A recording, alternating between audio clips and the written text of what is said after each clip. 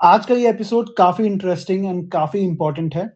जैसा कि मैंने पहले एपिसोड में कहा था कि आज के एपिसोड में हम शिव पुराण पढ़ने की विधि, विधान, टेक्निकैलिटीज़, क्या-क्या अरेंजमेंट्स करनी है, किस क्रोनोलॉजी में करनी है, क्या डूज़ हैं, क्या डोंट्स हैं, सब कुछ हम आज डिस्कस करने वाले हैं in detail as it is written in the Shiv Puran. So Shiv Puran का जो अगला अध्याय, जो लास्ट अध्याय है महात्म्य का, उसमें ये डिटेल में डिस्क्राइब किया गया है कि जब आप शिव पुराण पढ़ने जा रहे हो, तो आपको किन-किन चीज़ों का ध्यान रखना है और किन-किन चीज़ों को फ़ॉलो करना है, ताकि आपसे कोई गलती ना हो और अगर वो गलती होती है, तो उनके कॉन्सिक्वेंसेज़ क्या हैं, वो भी उसमें डिफाइन किया है और that is what we will discuss today. नहीं, that's right. This episode is really important क्योंकि बहुत लोग शिव पुराण पढ़ना चाहते हैं बट उनको नहीं पता रहता है कि क्या किस वे से पढ़ना चाहिए, क्या क्या चीजें यस, करनी चाहिए, यस, कुछ गलती नहीं हो जाए, तो सब रूल्स रेगुलेशंस पता रहने चाहिए। यस, एंड जो पंडित जी लोग बताते हैं वो थोड़ा कॉम्प्लेक्स हो जाता है। यस। तो इट इज वेरी गुड कि हम लोग शिव पुराण से पढ़ के एकदम इजी वे से आप बता पाओगे। That would be really important for everyone. Yes, क्योंकि लाइक यू सेड कि जो पंडित जी या कोई भी ज्योतिष अगर कुछ बताता है कि चीज़ों को कैसे करनी है, वो जिस भाषा में बताते हैं, वो शायद हमारी जनरेशन को या हमारे आज की जनरेशन या हमारे आने वाली जनरेशन को ना समझ आए, हाँ, थोड़ा राइट? कॉम्प्लेक्स हो थोड़ा जाता है। कॉम्प्लिकेटेड हो जाता है, तो इसलिए हमारा आज का इंटेंशन वही है कि हम ईज़ी से ईज़ी भाषा में कैसे इस चीज़ को सबके लिए कन्वे कर पाएँ, right. Right? So with that message हम आगे बढ़ते हैं और let's get into the technical details, yes right? Please. So number 1, जैसा कि हमारे सनातन धर्म में किसी भी अच्छे काम को शुरू करने से पहले करा जाता है, दैट इज़ अच्छा मुहूर्त देखना। सो आपके घर में जो भी ज्योतिष या जो जिस भी पंडित को आप हर चीज़ में कंसल्ट करते हैं, आप उनको बुलाइए और उनसे पूछिए कि आगे कौन-सा एक अच्छा मुहूर्त है जिसमें आप ये कथा करवा सकते हो, right? Second step is announcing. हमारे सनातन धर्म में ये कहा गया है कि अगर आप कोई भी अच्छा काम कर रहे हो, कोई भी अच्छी चीज, अच्छा भजन कीर्तन कुछ भी करवा रहे हो, ज्यादा से ज्यादा लोगों को इनवाइट करना चाहिए। It's it like is about any good spreading thing. Positive energy, spreading good things, right? So अगर आप अपने घर में कथा करवा रहे हो, कथा बांच रहे हो, तो अपने आसपास के जितने भी आपके नोन लोग हैं, सबको इनवाइट कीजिए। सिंपल लॉजिक इस बात का ये है कि अगर आपके आसपास जो भी रहते हैं सब शिव पुराण सुनेंगे, उनके अंदर भी अगर एक पॉजिटिव एनर्जी आएगी, एक पॉजिटिव थिंकिंग आएगा, तो आपका समाज सुधरेगा।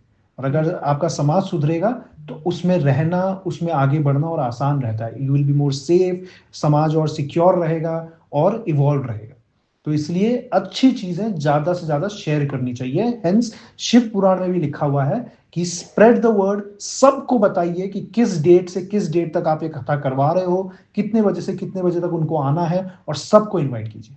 लाइक प्रॉपरली कहीं शादी या कुछ भी होता है घर में तो सबको आप इनवाइट करते ही हो उसी वे से। ओके। ठीक है। तो number 2 is making an announcement, spreading the word कि उनको कथा सुनने के लिए आना है, right? Number 3, now let's get into the technical details of arrangements कि क्या क्या अरेंजमेंट करना है। नंबर 1, साफ सफाई। पूरे घर की अच्छे से साफ सफाई होनी चाहिए। कोई भी घर का ऐसा कोना नहीं होना चाहिए जो गंदा रहे, चाहे वो कोई रूम हो, आपके वॉशरूम्स हो, आपका किचन हो, आपका छत हो, आपका बरंडा हो, एवरीथिंग झाड़ू पोछा सब साफ सफाई करके गंगा जल छिड़क के सब चीज को पवित्र करना है, जैसे दिवाली में करते जैसे दिवाली में करते हैं। नंबर 1। नंबर 2, जिस एरिया में आप शिव पुराण का अरेंजमेंट करोगे, फॉर एग्जाम्पल लेट्स से किसी घर का हॉल लिविंग रूम हो गया, या फिर किसी का पर्टिकुलर पूजा रूम होता है तो कोई पूजा रूम हो गया, या फिर कोई टेरेस में करवा रहा है या अपने घर के सामने वाले गार्डन में करवा रहा है या कहीं भी करवा रहा है, उस एरिया को खाली करना है ताकि लोगों को बैठने की जगह मिले। हाँ ओके। राइट? सो जो भी आपका घर का सामान है, फॉर एग्जाम्पल अगर आप लिविंग रूम में करा रहे हो तो आपका सोफा या आपका टेबल, टी टेबल्स या जो भी आपका सामान लगा हुआ है, जितना हो सके उसको किसी एक रूम में, एंड इनफैक्ट ये ऐसे ही लिखा है शिव पुराण में कि अपने सारे डेली यूज चीजों को एक रूम में सेफली रख दीजिए ताकि वो एरिया खाली हो लोगों के बैठने के लिए। ठीक है। नंबर 3, अब आते हैं मंडप में। जो मंडप जहां पे जो ओके, सो जो शिव पुराण कथा सुनाएगा उसको हम बोलते हैं वक्ता। अच्छा, जो सुनाएगा। जो सुनाएगा, ऑडियंस को हम बोलेंगे श्रोता। और श्रोता। ठीक है। तो आगे अब जब भी मैं वक्ता बोलूं तो that is the person who is going to recite the Shiv Puran. हाँ, और जब मैं श्रोता बोलूंगा तो जो ऑडियंस जो सुन रही है वो श्रोता है, लिसनर। ठीक है। तो मंडप, जो शिव जी का जो मंडप सजेगा, जिसमें शिव जी का आसन लगेगा, मूर्ति लगेगी, सब कुछ, उस मंडप को केले के 4 खंभों से बनाना चाहिए। तो सनातन धर्म में केले के पेड़ को बहुत पवित्र माना गया है, नारायण का रूप माना गया है। इसलिए कोई भी मंडप आप दिवाली में भी देखते हो कि दुकान के आगे केले के खंभे लगाए जाते हैं, घर के आगे केले के खंभे लगाए जाते हैं। तो इनफैक्ट कोई भी पूजा पाठ के समय आप घर के गेट में केले के खंभे लगाओ, it is considered to be very positive and pure. तो इसलिए जो मंडप सजेगा शिव जी का, वो केले के 4 खंभों से सजाया जाएगा, ठीक है। वो एक हो गया। एक बार केले के 4 खंभों से आपने 4 कॉर्नर्स बना दिए, फिर उसको फूल, फल, अलग अलग पत्तों, रंग बिरंगे कपड़ों से सजाना है, जो हम नॉर्मल डेकोरेशंस करते हैं। फूलों से सजाइए, फलों से सजाइए, कपड़ों से सजाइए, बट बेसिकली कलरफुल चीजों से पूरे मंडप को सजाना है अच्छे से, राइट। उसके ऊपर आपकी श्रद्धा, जितना ग्रैंड कर सकते हो उतना ग्रैंड, आपकी कैपेबिलिटी, आपकी कैपेसिटी के ऊपर है, लेकिन अच्छे से सजाना चाहिए, ठीक है। उसके बाद एक बार जब मंडप सज जाए तो चारों ओर ध्वजा, झंडे, सनातन में झंडा, भगवा झंडा बहुत पवित्र माना गया है। अलग अलग रंग के झंडे, लाल झंडे, भगवा झंडा, ये हर घर के हो सकता है पिलर्स में, या फिर घर के बाहर जो बाउंड्री है वहां पे हर जगह झंडा लगाइए, टेरेस में, ताकि इट्स अ साइन कि यहाँ पे एक पवित्र काम किया जा रहा है, इट्स अ पॉजिटिव सिंबल। तो इसलिए ध्वजा और झंडों से घर को सजाइए, राइट। एंड उसके बाद सबसे इंपॉर्टेंट, भगवान शंकर के लिए जो मंडप आपने बनाया है, उसमें भगवान शंकर के लिए एक अच्छा स्पेशल सिंहासन बनाया जाता है, राइट। कुछ लोग सोने का बनाते हैं, कुछ लोग चांदी का, कुछ लोग नॉर्मल, लेकिन वो सिंहासन सबसे ऊंचा होना चाहिए, अच्छा, राइट। उस सिंहासन के लेवल पे और किसी का सिंहासन नहीं होना चाहिए, राइट। सो भगवान शंकर का एक सिंहासन बनेगा, और उस सिंहासन से जो नीचे सिंहासन होगा वो वक्ता का सिंहासन होगा, हाँ, ठीक है, राइट। सो ये जो भी अरेंज कर रहा है, who is the organiser, he has to make sure कि जो वक्ता का सिंहासन है या आसन है वो कंफर्टेबल हो, क्योंकि उसमें बैठ के वो पूरा प्रवचन या पूरा कथा बाचेंगे, तो वो आसन कंफर्टेबल होना चाहिए, हाँ, वरना वो डिस्ट्रैक्ट हो जाएंगे, और वो कंफर्टेबल नहीं रहेंगे तो वो अच्छे से कथा सुना नहीं पाएंगे।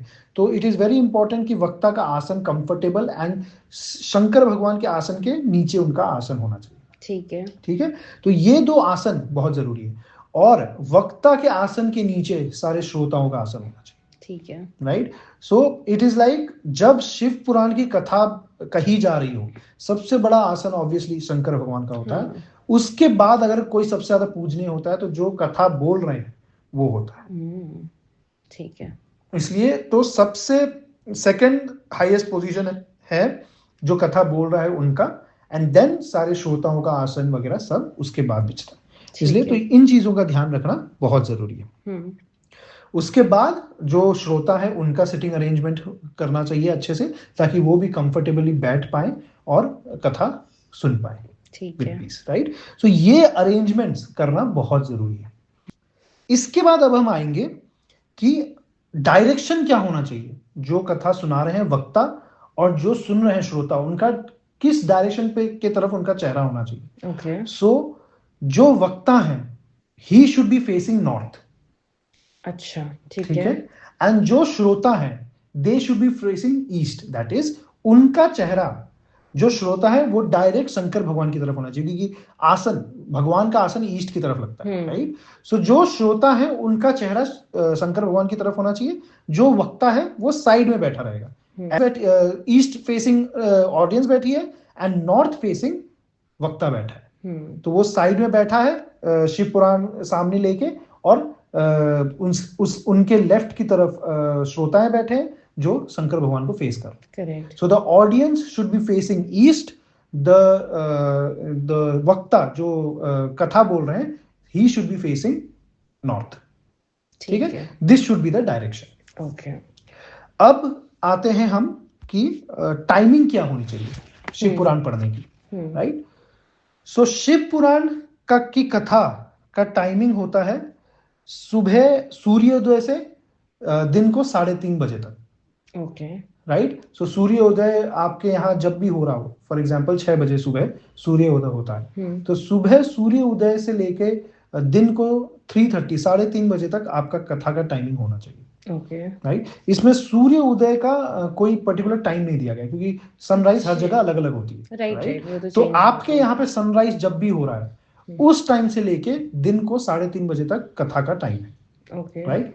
उसके बीच में 12 बजे से लेके 2 बजे तक ब्रेक होना चाहिए। Right. It is clearly said कि 2 घंटे का ब्रेक वक्ता को भी चाहिए और श्रोताओं को भी चाहिए, ताकि वो कुछ खा सके, अगर खाना नहीं भी हो, क्योंकि वक्ता कथा कंप्लीट के बिना कुछ नहीं खाते। रेस्ट मिल जाए, रेस्ट, वॉशरूम, पानी पी लो या थोड़ा खड़े हो जाओ, पैर सीधा कर लो। एग्जैक्टली तो just to relax your body वो 2 घंटे का ब्रेक दिया है।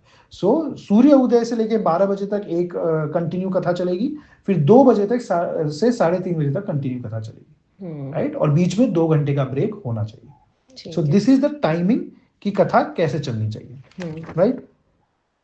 अब हम आते हैं नेक्स्ट पार्ट की स्टेट ऑफ माइंड, कि जो कथा सुन रहे हैं और जो कथा बाच रहे हैं दोनों का स्टेट ऑफ माइंड क्या होना चाहिए। राइट। तो सबसे इंपॉर्टेंट बात है कि मन में शंकर के ध्यान के अलावा और कुछ नहीं चलना चाहिए। अच्छा। आपका पूरा फोकस कथा पे होना चाहिए, कि मेरे घर में क्या चल रहा है, मेरा बिजनेस कैसा चल रहा है, मेरे बच्चों का क्या चल रहा है, उसने मुझे ये कह दिया, उसने मुझे वो कह दिया, मुझे यहाँ कुछ भी नहीं। आप अपने डेली जीवन को घर पे छोड़ के आए। जब आप कथा सुनने आ रहे हैं आपका पूरा ध्यान, पूरा कंसंट्रेशन कथा में होना चाहिए। किसी तरीके का टेंशन, किसी तरीके का गुस्सा, किसी तरीके की और इमोशंस आपके मन में नहीं होनी चाहिए। योर कंप्लीट फोकस और ध्यान should be on Shiv. And यही चीज है वक्ता के लिए, जो कथा सुना रहे हैं उनका भी पूरा ध्यान कथा में होना चाहिए। किसी भी और तरीके का सोच, किसी और तरीके का थॉट प्रोसेस या इमोशन उनके मन में नहीं होना चाहिए, वो डिस्ट्रैक्शन नहीं होना चाहिए। कंप्लीट कंसंट्रेशन ऑन द कथा, ऑन द पुराण। ठीक है। राइट। सो ये एक है। और दूसरा, माहौल कैसा होना चाहिए, जहां पे कथा कही जा रही है वहां का माहौल कैसा होना चाहिए। शिव पुराण में लिखा गया है कि वो माहौल ऐसा होना चाहिए जैसे कोई शादी का घर हो, एकदम खुशियां। हाँ, सब एकदम हंसते हुए, खुशी, एक्साइटमेंट। राइट। वो पॉजिटिव एनर्जी होनी चाहिए कि घर में कुछ बहुत अच्छा हो रहा है। तो वो everyone should be very excited, very happy about it. Right. कि कीर्तन हो रहा है, भजन हो रहा है, लोग खुश हैं, ढोल बज रहे हैं, and everyone is very exciting कि कथा सुनने जा रहे हैं। This should be the environment. किसी भी तरीके का झगड़ा, किसी भी तरीके की परेशानी, टेंशन नहीं होनी चाहिए। It should be a happy positive environment, and मन में बस शिव का ध्यान होना चाहिए। So this is the state of mind. अब हम आएंगे कि वक्ता को क्या क्या करने की जरूरत है। क्योंकि जो कथा कह रहे हैं उनका बहुत बड़ा पोजीशन है। करेक्ट। राइट। जैसे कि मैंने कहा, उनको शंकर के नीचे अब उनको पोजीशन दिया गया। हाँ। तो उनको भी बहुत सारे नियमों का पालन करना जरूरी है। सो नंबर 1, जो भी वक्ता है, कथा जिस दिन कथा शुरू हो रही है उनको उसके पहले दिन से फास्ट शुरू करना है। ओके। ठीक है। उसके पहले दिन से उनको पूरा सात्विक भोजन में आना है। दैट इज फल, फ्रूट्स, फलियार, अनाज, अन्न नहीं लेना। ठीक है। तो वो पहले दिन से। और उनको ये इंश्योर करना है कि जितने दिन कथा चलेगी उनके जो भी डेली काम है, उनके जो नॉर्मल लाइफ के डेली रूटीन है, वो उनको कथा शुरू होने से पहले खत्म करना है, ताकि कथा चलने वक्त उनके पास कोई डिस्ट्रैक्शन नहीं होना चाहिए कि कथा चल रही है, बीच में कोई आ गया कि आपको यहाँ पर जाना है, ये काम आ गया है। वो नहीं होना चाहिए। तो या तो वो 4-5 दिन के लिए, जितने दिन के लिए कथा चल रही है, आप सारे काम होल्ड पे डाल दो क्योंकि आप कथा सुना रहे हो, या फिर आप किसी को रेस्पॉन्सिबिलिटी दे दो कि भाई जब तक मैं कथा कर रहा हूं तू ये घर संभाल लेना। मतलब माइंडसेट फ्री हो गया। You should be completely free. जो कथा सुना रहे हैं वो डेली रूटीन से फ्री होने चाहिए। So they should not be engaged in anything else जब कथा बच रही है। हाँ, कथा 3:30 बजे खत्म हो गई, फिर आप back to your daily routine चले जाओ। हाँ, फास्ट आप नहीं तोड़ सकते, जो डेली आपका नियम है वो नहीं तोड़ सकते, लेकिन हाँ घर का काम कर सकते हो। मतलब जितने दिन कथा चलती है उतने दिन वक्ता फास्ट भी रखते यस, हैं। ओके जब तक कथा कंप्लीट नहीं होगी आप कंप्लीट सात्विक फास्ट पे रहो। ओके, एक दिन पहले से लेके एक पूरा। दिन पहले से लेके कथा कंप्लीट होने तक। ठीक है। राइट, तो ये हो गया आपका फास्टिंग का। उसके अलावा जो वक्ता है उनको जमीन पे चद्दर बिछा के जमीन पे सोना है, ओके गद्दे पे नहीं सोना है। और पत्तल पे, जो पत्ते की प्लेट्स आती हैं, पत्तल पे खाना, जो भी आप वो फलियार ले रहे हो वो पत्तल पे लेना है। ओके राइट, तो ये सब नियम बेसिकली ये है कि आपको फोकस्ड रखने के लिए। क्योंकि जनरली हम हैवी खा लें या कुछ ज्यादा आराम मिल जाए वो दे तो आदमी लेथार्ज हो जाता है, ज्यादा रिलैक्स हो जाता है, तो ज्यादा नींद आने लग जाती है। To keep you alert, to keep you focused, जितने दिन कथा चल रही है यू शुड बी एकदम फोकस्ड एंड अलर्ट। इसलिए ये सारे नियम बताए गए हैं। ठीक है। उसके अलावा एक और चीज बहुत सही बताई गई है कि वक्ता के साथ उसका एक असिस्टेंट होना चाहिए। इट इज वेरी इंपॉर्टेंट कि जो भी कथा सुना रहा है उनके पास एक इक्वली इंटेलिजेंट असिस्टेंट होना चाहिए। अच्छा, जो बाकी चीजें जो कथा में चल रही हैं, ऑडियंस को मैनेज करना है ना, बाकी चीजों को संभालना, अगर जो कथा सुना रहे हैं उनको बाई चांस कुछ हो गया तो कथा, हाँ कुछ भी हो गया, तबीयत खराब हो गई, तो कथा बीच में ना रुके, कथा को कंप्लीट करने के लिए कोई असिस्टेंट होना चाहिए। ओके राइट, सो वक्ता should have an assistant who will manage all other work for him. And अगर लोगों को कुछ समझ में ना आए, राइट, आप कथा सुना रहे हो, आपने कथा सुनाया, लेकिन कुछ ऐसे लोग हैं जिनको कुछ समझ नहीं आया, मे भी जो 2 घंटे का ब्रेक है, वो चले गए असिस्टेंट, वो असिस्टेंट के पास जाके अप्रोच कर सकते हैं, वो समझा सकता है। या कथा उस दिन की 3:30 बजे के बाद जब एंड होगा उस दिन का कथा, तो भी लोग उसको अप्रोच कर सकते हैं कि भाई ये पार्ट समझा दीजिए, ये समझ नहीं आया। हाँ, क्योंकि अकेला वक्ता सबको नहीं समझा पाएगा, तो he can divide the responsibility. So hence one helping hand has to be there for the वक्ता। ठीक है। एक और चीज शिव पुराण में कही गई है कि जब तक वक्ता आसन पे बैठा हो, कथा सुना रहा हो, तब तक शंकर भगवान को छोड़ के आपको वहां पे किसी को प्रणाम नहीं करना है। अच्छा, बस वक्ता को ही प्रणाम कर सकते हैं, इतनी हाई पोजीशन है उसकी। ओह बाप रे। चाहे वो जितने भी कोई सीनियर वहां पे बैठे हों, हाँ। लेकिन जब तक वो कथा सुना रहा है और आसन पे बैठा है, तब तक उसकी पोजीशन शंकर भगवान के नीचे सबसे हाई है। और वक्ता चाहे बालक हो, चाहे युवा हो, कोई भी चाहे वृद्ध हो, चाहे गरीब हो, चाहे दुर्बल हो, लेकिन उसकी पोजीशन सबसे हाई है शंकर भगवान के नीचे। चाहे वो कोई भी हो, अगर वो कथा सुना रहा है तो बस उसको ही प्रणाम कर सकते हैं, उसके अलावा और किसी को प्रणाम नहीं करना। ये शिव पुराण में क्लियरली लिखा हुआ है। ठीक है, सो दिस इज वन।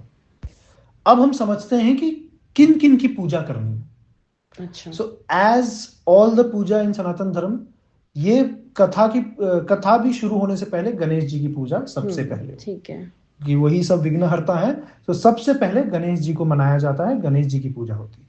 ठीक है। सेकंड पूजा होगी नवग्रहों की।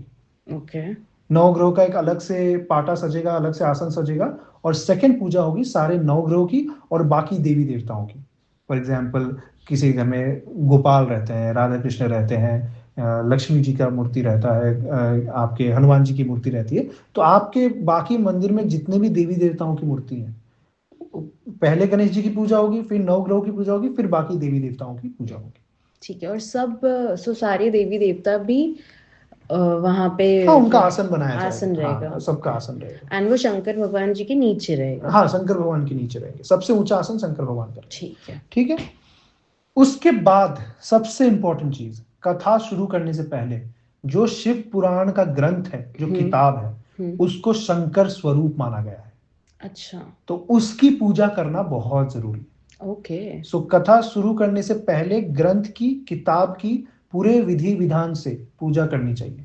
सबसे पहले किताब को एक रेशमी वस्त्र में लपेटना चाहिए, उसके ऊपर एक धागे से या फिर कोई मोली हो उससे बांधना चाहिए और प्रॉपर फूल फल रोली चावल सबसे विधि विधान के साथ किताब की पूजा करनी चाहिए, दक्षिणा चढ़ा के अच्छे से।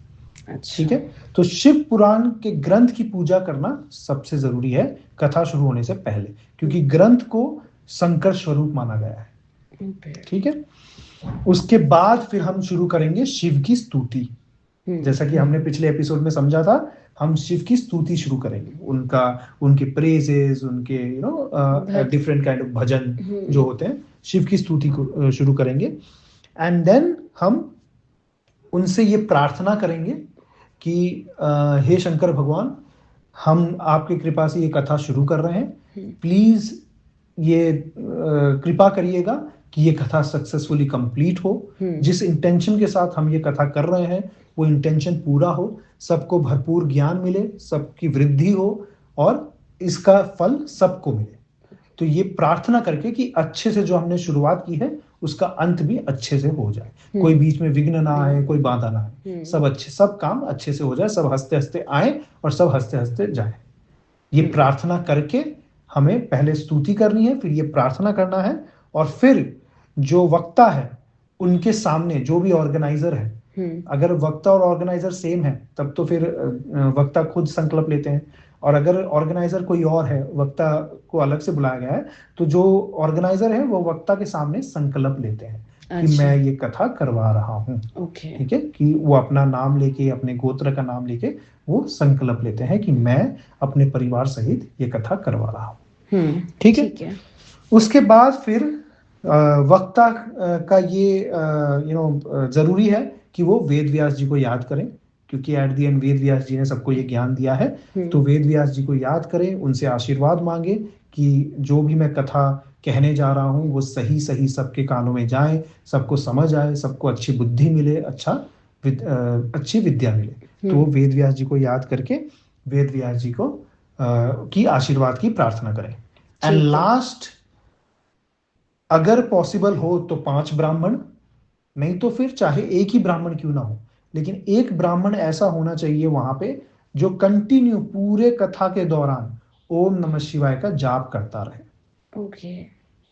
ठीक है, अगर पॉसिबल है तो 5, नहीं तो 4, नहीं तो 3, नहीं तो 2, नहीं तो 1, लेकिन एटलीस्ट एक ब्राह्मण वहां पे ऐसा होना चाहिए जो वक्ता के पास में बैठा हो और वो कंटिन्यू पूरे कथा के दौरान ओम नमः शिवाय का जाप करता रहे। तो असिस्टेंट के अलावा वो अलग से एक ब्राह्मण, जो वो जो ब्राह्मण है उनका काम बस इतना है कि वो पूरे कथा के टाइम उनका जाप कंटिन्यू होना चाहिए, वो जाप रुकना नहीं चाहिए।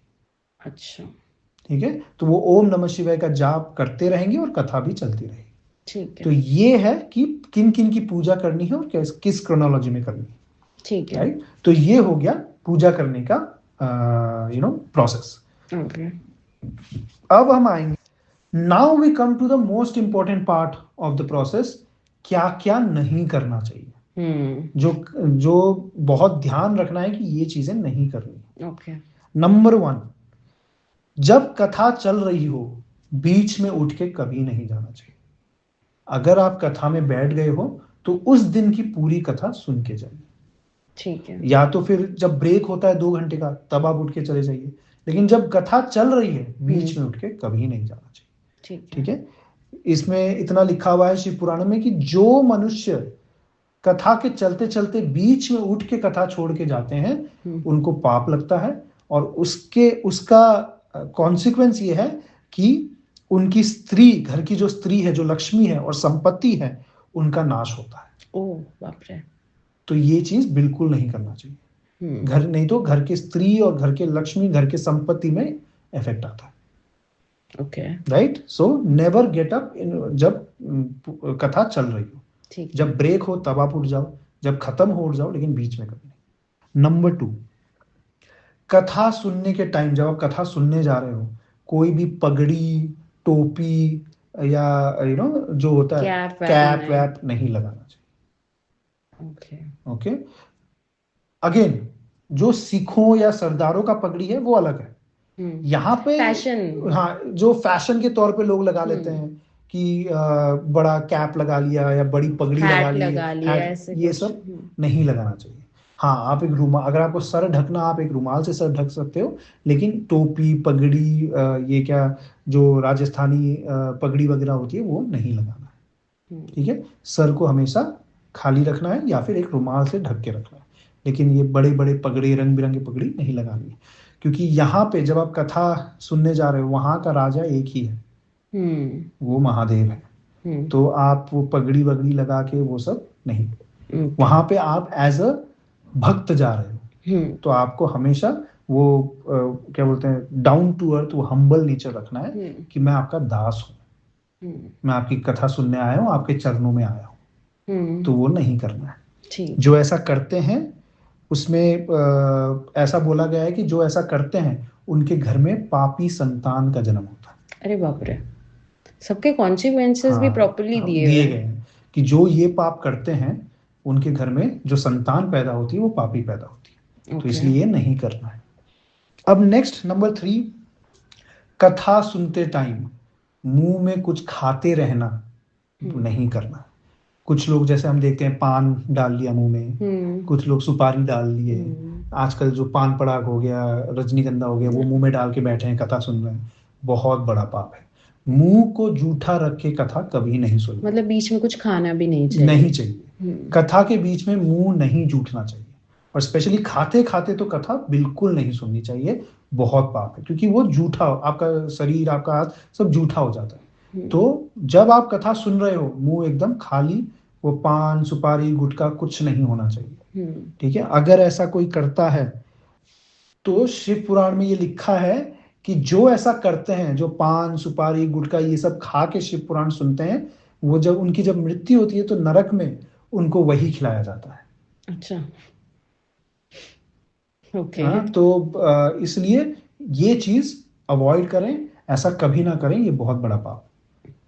जूठा मुंह लेके, इनफैक्ट शिव पुराण, कोई भी पूजा पाठ जूठा मुंह लेके नहीं करना चाहिए। ठीक है, नेक्स्ट आते हैं कि वक्ता का जो आसन है वो महादेव से नीचे होना चाहिए, और जो श्रोताओं का आसन है वो वक्ता के नीचे होना चाहिए, है ना। ये चीज का ध्यान रखना बहुत जरूरी है, क्योंकि अगर ये नहीं होता, जो ऑर्गेनाइजर है उनको पाप लगता है। तो इस चीज का ध्यान रखना बहुत जरूरी है कि किसका आसन कहाँ लगाया गया है। ठीक है, नेक्स्ट, वज्र आसन में कभी नहीं बैठना चाहिए, हमेशा पालती लगाकर ही पाठ कथा को सुनना चाहिए। ठीक है, जो ऐसा करते हैं, जो वज्र आसन में बैठ के कथा सुनते हैं, उनकी अगली जन्म विष वृक्ष की जन्म होती है। एक तरीके का पेड़ है ये, एक पेड़ के रूप में वो जन्म लेते हैं। ठीक है, सभी श्रोताओं को वक्ता को प्रणाम करना चाहिए, वक्ता की रेस्पेक्ट, वक्ता की इज्जत करनी चाहिए। ये बहुत जरूरी है, क्योंकि उस टाइम पे जब वो कथा बाच रहे हैं तो उनकी पोजीशन बहुत सीनियर होती है। तो इसलिए सभी श्रोताओं को वक्ता का रेस्पेक्ट, वक्ता का आदर करना चाहिए। उसके बाद अगर कोई ऐसा है जो बीमार नहीं है फिर भी वो लेट के कथा सुन रहा है, तो ये बहुत बड़ा पाप है। कभी भी लेट के कथा नहीं सुनना, अनटिल अनलेस, हाँ, अगर आप बीमार हो, बेड रिडन हो तो बात अलग है। जो ऐसा करते हैं उनका अगला जन्म सांप की योनि में होता है, इसलिए कभी भी लेट के कथा नहीं सुनना चाहिए। ठीक है, जो वक्ता ये कथा की निंदा करते हैं, है ना, कथा के बारे में गलत बोलना, उल्टा सीधा बोलना, कथा चल रही है, आप कुछ बोल रहे हो कि क्या बोल रहे हैं, कुछ भी गलत बोलना कभी नहीं बोलना चाहिए। जो ऐसा करते हैं वो 100 जन्मों तक दुख भोग कर कुत्ते का जन्म लेते हैं।